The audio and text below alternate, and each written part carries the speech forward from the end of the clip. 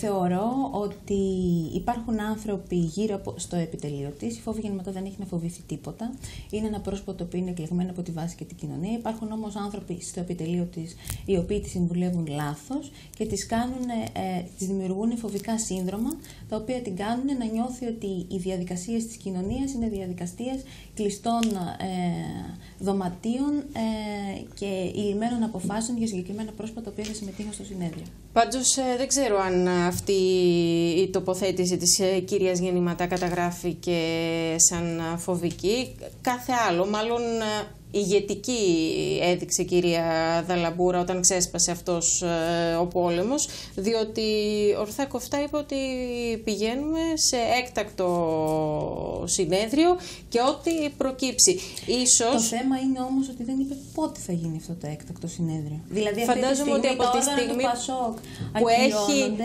και δεν ξέρουμε ιστοδιεινικές με διορισμένα άλλα όργανα και διορισμένους γραμματείς και δεν ξέρουμε πότε θα γίνει το νέο συνέδριο του Πασόκ, το έκτακτο συνέδριο του Πασόκ. Όταν λες και ανακοινώνεις ένα συνέδριο, πρέπει να πεις το συνέδριο αυτό θα γίνει τότε. Όταν δεν υπάρχει ημερομηνία συνεδρίου και το μόνο που υπάρχει είναι ξύλωμα των εκλεγμένων οργάνων του Πασόκ, αυτό δεν δείχνει η ηγετικότητα. Φαντάζομαι ότι δρομολογεί όμως άμεσα τις εξελίξεις. Δεν είναι κάτι που μπορεί να το αφήσει στο διηνεκές με όλα αυτά που συμβαίνουν στη χώρα αυτή τη στιγμή. Όλοι το ελπίζουμε. Φαντάζομαι